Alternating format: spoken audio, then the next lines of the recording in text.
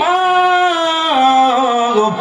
জনম দুঃখিনী সন্তানকে পেটে নিয়ে 10 মাস 10 দিন এমন কষ্ট করে, যেই কষ্টটা পৃথিবীর কোন বাবারা করে না, কোন স্বামীরা করে না, ঠিক কিনা জোরে বলেন।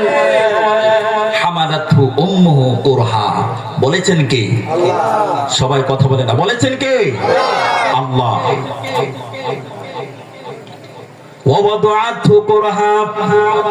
মা জনম দুঃখিনী সন্তানকে যখন প্রসব করায়, এই প্রসব যন্ত্রণা একমাত্র মা ছাড়া অন্য কেউ করে না। ওয়া হামলুহু ওয়া ফিসালুহু 30 শাহরা, একটা নয়, দুইটা নয়, তিনটা নয়, সন্তান প্রসবের পরে 2 থেকে 2.5 বছর মা জনম দুঃখিনী নিজের রক্তগুলোকে পানি করে দুধ খাওয়াইয়া সন্তানকে লালন পালন করে 2 থেকে 2.5 বছর, ঠিক কিনা জোরে বলেন। এই 3টা কষ্ট কোন পুরুষ জাতি করে না, কোন বাবারা করে না, কোন স্বামীরা করে না। হামালাতহু উম্মুহু কুরহা, 1 নাম্বার মা জনম দুঃখিনী সন্তান যখন পেটের মধ্যে চলে আসলো, মা অসুস্থ হতে লাগলো, মা বমি শুরু করে দিল, মা খাবার খাইতে পারে না, শুধু বমি আর বমি, নাকে মুখে দিয়ে রক্ত আসা শুরু হয়ে গেল। স্বামীর কাছে বলে, ও প্রাণের স্বামী, মনে হয় আমি আর বাঁচবো না। ও প্রাণের স্বামী, আমি খাবার খাইতে পারি না। মা জনম দুঃখিনী খাবার খাইতে পারে না। মহিলাদের মাদের যখন বাস পড়ে তখন কোনো কিছুই খাইতে পারে না, সব শুধু গন্ধ কয়। সারাদিন পরিশ্রম করার পরে মা যখন খাবার খাইতে বসে, হঠাৎ করে সন্তান পেটের মধ্যে মাকে লাথি দিল। মা দাঁড়ানো অবস্থা থেকে জমিনের মধ্যে বেহুশ হইয়া পইরা গেল। মানুষগুলো দরাদরি কইরা মার মাথার মধ্যে পানি দিতেছে। স্বামী স্ত্রীকে বলতেছে, পানির স্ত্রী, কি হইল, তুমি হঠাৎ করে বেহুশ হয়ে পড়ে গেলা? স্ত্রী বলে, হে পানির স্বামী, শোনো, আমার কলিজার টুকরা সন্তান পেটের মধ্যে লাথি মেরেছে, আমি সহ্য করতে পারি নাই, মনে হয় আমি বাঁচবো না,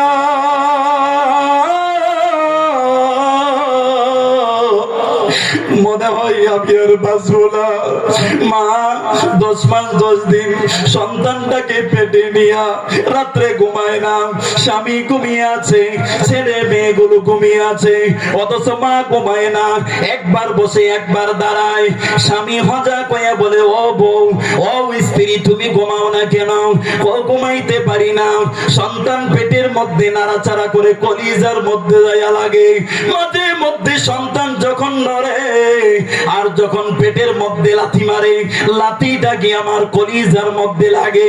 এমন মা আছে, সন্তান পেটে আসার আগ থেকে ডেলিভারি পর্যন্ত শুধু বমি আর বমি করতে থাকে, ঠিক কিনা জোরে বলে।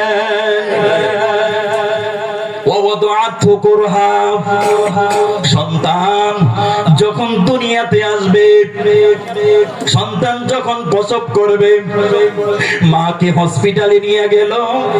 ডক্টর বলতেছে, মা সন্তান উভয়কে বাঁচানো যাবে না, যে কোনো একজনকে বাঁচানো যাবে। সন্তানের পজিশন ভালো নয়, মা অথবা সন্তান দুইজনের একজনকে বাঁচানো যাবে। ও যুবক, চিন্তা করো, তোমার মা তোমাকে পেটে নিয়ে কি পরিমাণ কষ্ট করেছে। এক সময় আমিও বুঝতাম না, যখন আমি বিবাহ করলাম, আমার সন্তানগুলো যখন হইল, একদিন রাত্রে বৈশা বৈশা চিন্তা করি, আহারে সন্তান এত বিরক্ত করে, আমার মাকে মনে হয় আমিও এত পরিমাণে কষ্ট দিয়েছি, ঠিক কিনা জোরে বলে। 10 মাসে 10 দিন মাগে গর্বে দিছে ঠাই, রক্ত মাংস খাইয়া বাগের ববে আইলাম বাই, ভূমিষ্ঠ হইয়া যাবি উঠিলাম কান্দিয়া, শান্ত করিল মায়ে বুকের দুধ দিয়া। ঠিক কিনা জোরে বলেন। ও যুবক আল্লাহর গোলাম, একটু ভালো করে শুনে নাও। ও যুবক, আজকে তুমি মার দিকে কেমনে চোখ রাঙাইয়া কথা বলো, মাকে তুমি কিভাবে ধমক দিয়া কথা বলো, অথচ আল্লাহ তাআলা তোমাকে নিষেধ করেছে। মা বাবা যদি তুমি বৃদ্ধ অবস্থায় পেয়ে যাও, আল্লাহর রাসূল বলেন হুমা জান্নাতুকা ওয়া নারুকা, মা বাবা তোমার জন্য জান্নাত, মা বাবা তোমার জন্য জাহান্নাম। ঠিক কিনা জোরে বলেন। অথচ অনেক সন্তান আছে কলিজার টুকরা সন্তান, শুধু দমক দেয় না, মা বাবার গায়ের মধ্যে পর্যন্ত হাত উঠায়। ঠিক কিনা জোরে বলেন। সন্তান দুনিয়াতে আসবে,